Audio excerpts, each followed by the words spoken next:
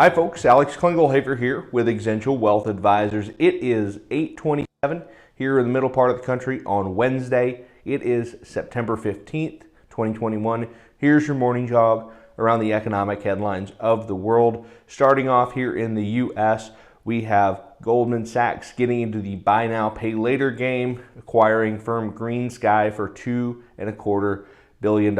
It's an all-stock deal. Just the latest firm to get into the buy now, pay later movement, really, in finance. Let's talk about why BNPL is sort of a really revolutionary idea across the chain of commerce.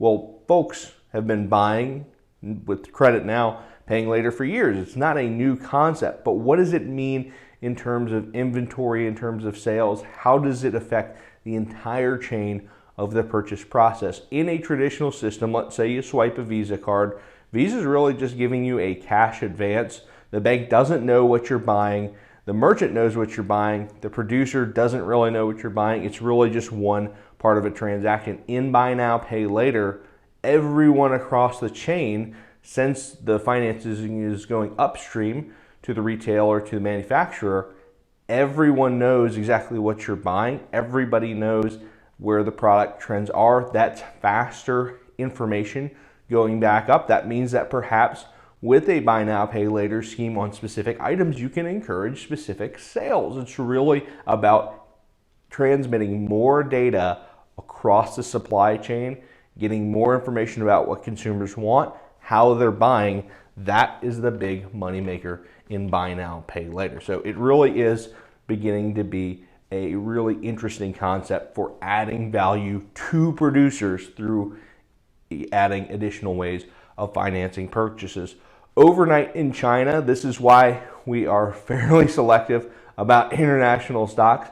Huge losses in Macau gaming companies as their licenses are getting renegotiated.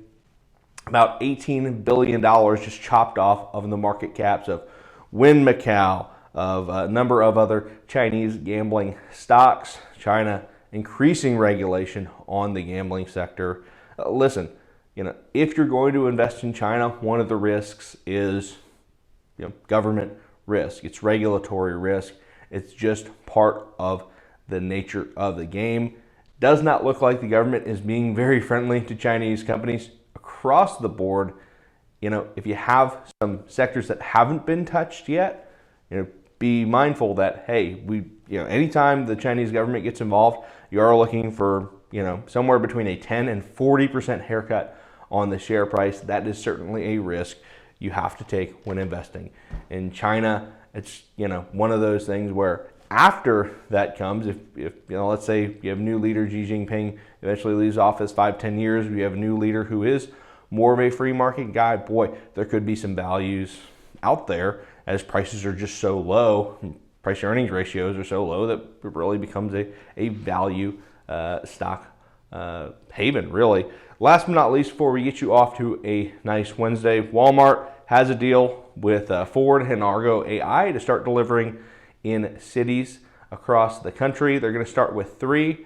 It's going to be Austin, let's see here, Miami, and the District of Columbia, Washington, D.C. Really 3 cities with terrible traffic. So AI is going to get itself a workout there. You can order on the app, online, get groceries delivered with an autonomous vehicle. Could be coming to a city near you.